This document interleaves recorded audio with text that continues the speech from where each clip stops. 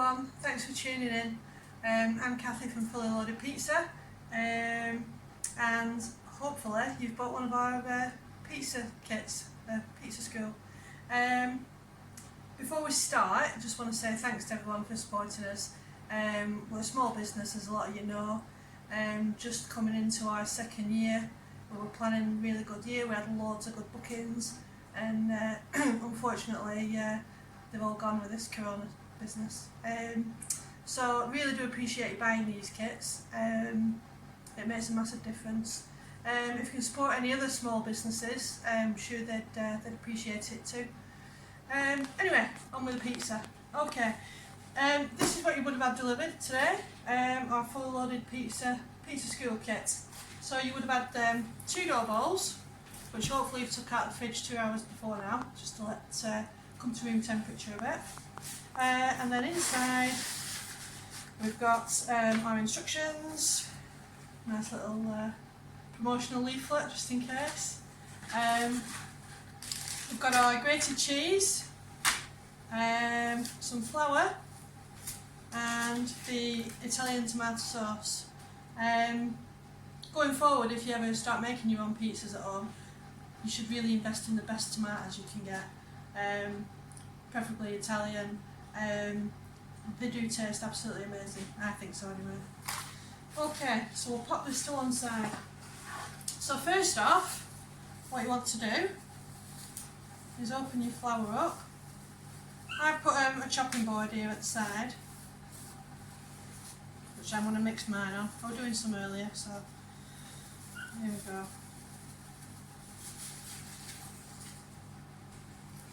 So we need to get the dough out of these boxes, trying to keep as much of the air in as we can. It's more important really when you're cooking Neapolitan style pizzas, because you want them puffy crusts, you want the air to stay in the dough. If we're doing thin crust, if you end up using a rolling pin or whatever, it's not too bad. But if you can get it out, maintaining as much of the air in the dough as possible, it'll make for a lighter tasting pizza. Just bear with me a sec.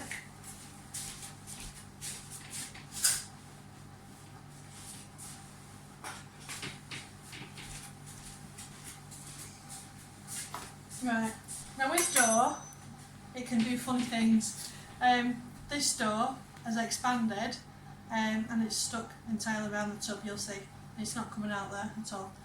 So what I'm going to do, just put a little bit of flour on my knife, just get a little knife, kitchen knife, just going round it,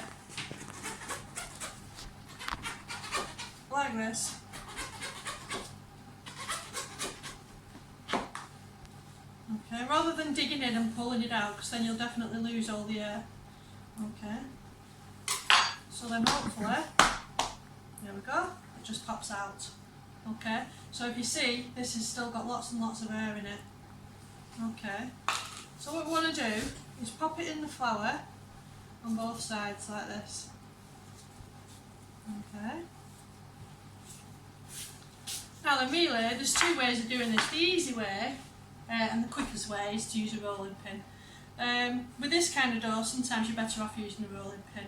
I'm just going to attempt to try and stretch it, just to see how it works. Okay, so you start off with your fingers together like this, pushing down. Do you want to just zoom in, Alex? Just pushing down like this and pushing round, trying to keep that air in the crust if you can. Okay, then we'll get it, someone said 9:15, you flick it to past. Okay, so you get it there, you flick it there. So the same thing again, just pushing out as you're going round. Okay, and then you get to the point where you can get your hands in it and start stretching it out like this. Okay, now you've got to be careful that you're not stretching everything just from the middle, or else you'll end up with a hole in the middle. So try and be as even as you can doing it. Don't worry if you make any mistakes, like I say, you can always use your rolling pin. Okay, so there we go. I mean, that is more or less a 9-inch pizza. If you wanted to make it a bit bigger, you'd like put your hands on like that and just stretch it slightly. And just pull it out. And as you're flicking it round, it's taking all the weight to the side, so you can see it's got slightly bigger there. Okay.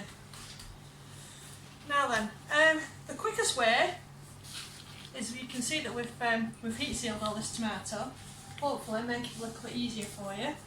So what I'm just going to do, because there's enough in here for at least 2, we try to be generous, because I know sometimes it sticks to the packaging. So I'm just going to squirt half of this out into here. It equates to like a decent sized big spoon. Okay, so there's enough left in there for the second one. So I'll just get a spoon.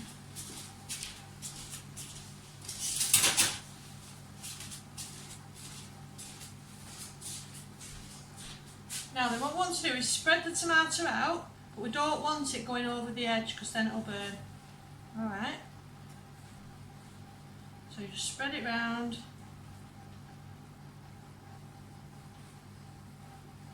Leaving the edge. Okay.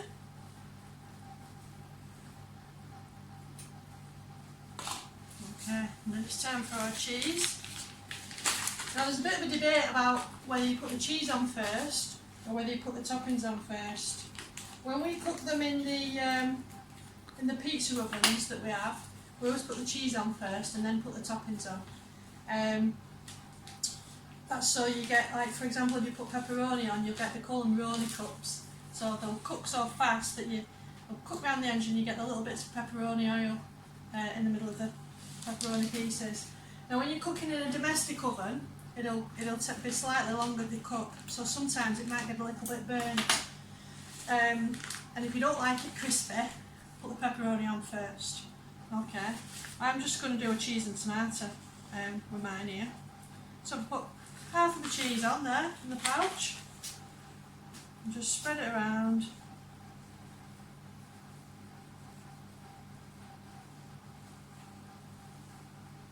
Okay, I'll just turn a little bit more on.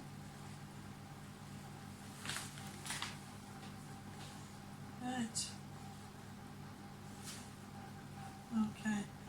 Now then, you can put whatever you want on this now. You can freestyle for market, go to your fridge, see what you've got, whatever you want. Okay, I'm just going to put a few onions on, like I said, because we quite like cheese and onion pizza in this house.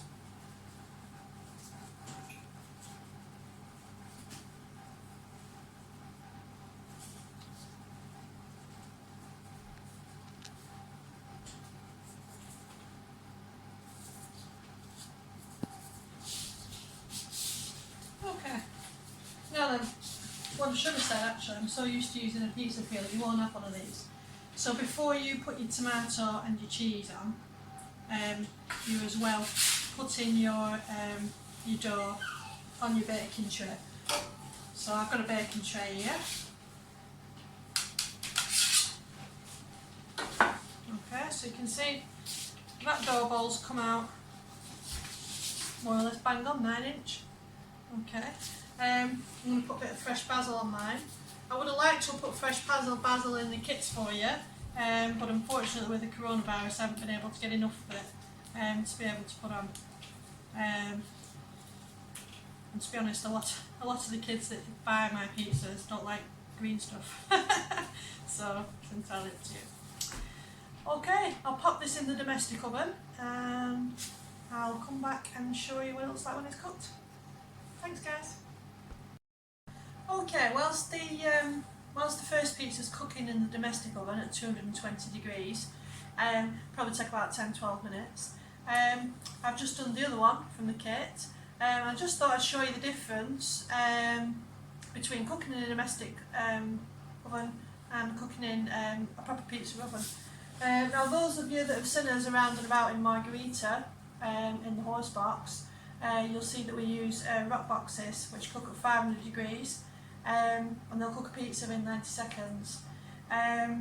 We've also invested in the ovens to the side of me here, they're called F1. We had to import these from Italy. And these models cook at 450 degrees and they've got a special pizza stone, biscotti stone, Saputo, which helps draw the moisture out of your dough. So it just gives just a really nice flavour basically. So anyway, I'm just going to see what the difference is between cooking in the domestic oven and cooking in this one. So I'll just put this in this oven.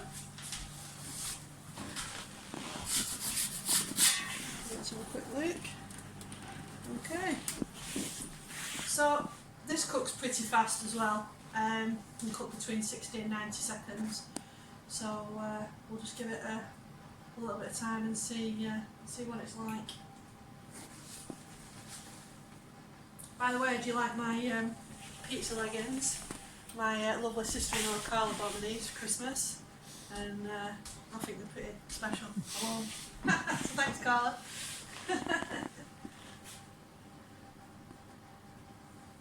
Right, already the cheese is starting to bubble slightly, and the crust is popping up a little bit. Let's get this one out, spin it round, and pop it back in. So these ovens also enable us to take on indoor catering jobs as well. So we've done a few actually, indoors, especially over the winter time when it's absolutely freezing. People don't want to come outside for pizzas. Just enables us to get a bit more work in really. But I love these pizzas, and it means when I want to cook pizza, I can do it at home without having to stand in the rain and set the rock box up, which is a little bit of frustration when you love pizza as much as I do. Okay, let's see what this is doing now. So you can see already that's pretty much cooked. Okay, I'll just spin it around a little bit more because I quite like a bit of char on my pizza. Some people say, oh, let's burn that, that's not the best bit. Tell us about the stone. Oh yeah, the stone, well I mentioned the stone earlier. It's a Saputo stone. It takes all the moisture out of your dough and it just cooks absolutely perfect. Look at that. That is fully loaded pizza. Okay. If you listen to this, the crunch. No. That's air inside the crust. Okay. So it's not like your supermarket pizzas that you get that are all doughy and might make you feel bloated afterwards. These have got air inside because we didn't push all the air out, if you remember when we were making it. It's just a lot more easier digestible. And we get a lot of comments about our dough and how light it is. So yeah, I'll be back in probably about 8 minutes or so when we've got the one out of the domestic oven, and we'll have a look at the differences. Thanks a lot. Right, this is the one out of the domestic oven. I think we had it in about 10 minutes actually, 220 degrees. What I did, you just had to keep turning it. When I took it out, it was like it holds itself a bit, so I actually took it off the tray and just sat it on the wire rack, but obviously wouldn't do that from the start because it'll sag because it's fresh dough. Okay, so yeah, pretty impressed with that really. Looks different obviously to cooked in a proper pizza oven, but I mean, you know, still it's got a bit of crust, you can see. Better than any supermarket pizza you'll get. Let's put it inside.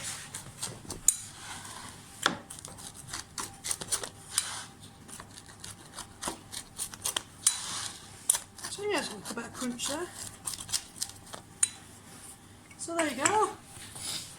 Make sure you tag us in your pictures. I'd love to see the pictures that you've made. Love seeing kids cooking. Love seeing adults cooking as well, mind. We did one children's party. Zoe, are you tuning in? And it was supposed to be the kids making pizzas, and then all the adults wanted to do as well. So you know, if you ever want to have a pizza party, you know where we are. Likewise, if you want kits delivering for a party that you're doing yourself, we can obviously do that as well. So yeah, tag us in your pictures, Fully Loaded Pizza UK. Put the hashtag on FLP Pizza School, and we'll come up with some good prizes for the ones that we like the look of the best. And yeah, look forward to seeing them. thanks again for supporting us, and hope to see you again soon. Cheers, guys.